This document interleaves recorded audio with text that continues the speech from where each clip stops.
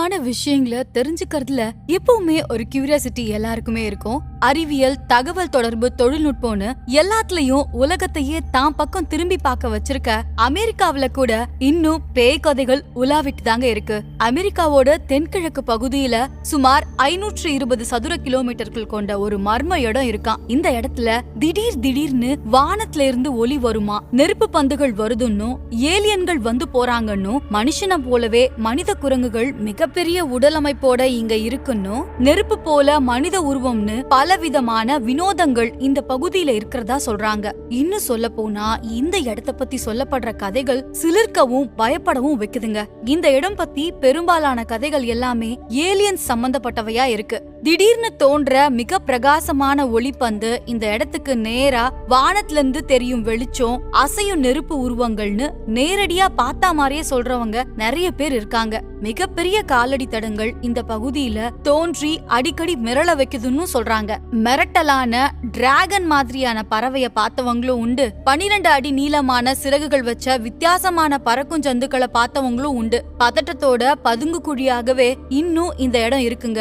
ஆனா இந்த இடம் வரலாற்று முக்கியத்துவம் வாய்ந்த ஒன்னாவும் சுற்றுலா பயணிகளால பார்க்கப்படுது. இங்க இருக்கிற அக்கோமாக் ஸ்வாம்ப் அப்படின்ற சதுப்பு நில பகுதி ஆவிகள் வசிக்கிற இடமா சொல்றாங்க. பிரிட்ஜ் வாட்டர் ட்ரையாங்கிள் பகுதிக்குள்ள அடங்குற வகையில இருக்கிற டைட்டன் ராக் அப்படின்ற பாறை கூட சாத்தானோட முக அமைப்பு கொண்டதா இருக்குன்னு சொல்றாங்க. Free town fall river state forest அப்படின்னு சொல்லப்படுற வனப்பகுதிக்கு போறவங்க எல்லாம் விலங்குகளாலேயோ இல்லனா வேற ஏதோ அமானுஷ்யங்களாலேயோ கொல்லப்படுறாங்க அப்படின்னு சொல்றாங்க. அது மட்டும் இல்லாம இந்த வனப்பகுதிக்கு போறவங்க எல்லாருக்கும் மூளையில பாதிப்பு ஏற்பட்டு அவங்கள தாக்கிக்கிட்டு தற்கொலை செஞ்சுக்கிறதாவும் சொல்றாங்க. இந்த வனப்பகுதியில இதுவரைக்கும் நூற்றுக்கணக்கான பேர் இறந்து போயிருக்கலாம் அப்படின்னு சொல்லப்படுது. மனித முகம் மாதிரி செதுக்கப்பட்டிருக்க ப்ரொஃபைல் ராக் ஒரு மனுஷன் பேய் மாதிரி கை கால்களை நீட்டி உட்கார்ந்து இருக்கிறது மாதிரி தெரியும் அப்படின்னு மக்கள் நம்புறாங்க. இது தவிர பல கற்கள்ல ஆத்மாக்கள் இருக்கிறதாகவும் பேய்கள் இருக்கிறதாகவும் மக்கள் நம்புறாங்க. அதனாலேயே இந்த முக்கோண பகுதிய இன்னைக்கும் பயத்தோடைய பாக்குறாங்க. இந்த இடம் தொடர்பா ஆய்வுகள் நடத்த பல ஆய்வாளர்களும் போயிருக்காங்க. 2013ஆம் வருஷம் இந்த பகுதியை ஆய்வு செய்ய போன ஆரன் கேடியக்ஸ் இந்த இடம் தொடர்பா வந்த தகவல்களை வச்சுக்கிட்டு ஜாலியா ஆய்வு செய்யலாம் அப்படின்னு புறப்பட்டிருக்காரு. ஆனா அவரே நான் கூட இந்த இடத்தை பார்த்து பயந்துட்டேன் அப்படின்னு குறிப்பிட்டிருக்காரு.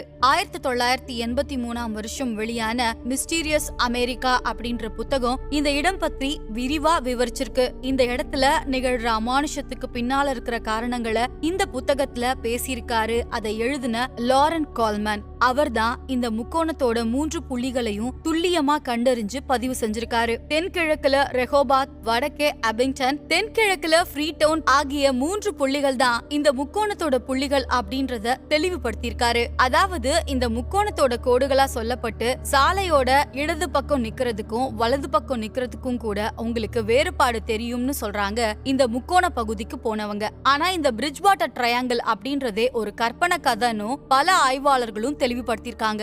ஏன்னா இந்த முக்கோண பகுதிக்குள்ளதான் Taunton, Brockton, Raynham, Berkeley, Dighton, Easton, Norton, Mansfield உட்பட பல நகரங்கள் வருது. இந்த நகரங்கள்ல ஆயிரக்கணக்கான மக்களும் வசிக்கிறாங்க. ஆனா அவங்களுக்கு எந்த பாதிப்புமே வரல. இந்த முக்கோணம் தொடர்பான கருத்துக்கள் எல்லாமே பெர்முடா முக்கோணம் குறித்த வதந்திகள்ல இருந்தோ கற்பனைகள்ல இருந்தும் கூட உதிச்சிருக்க கூடும் அப்படின்னு சொல்றாங்க.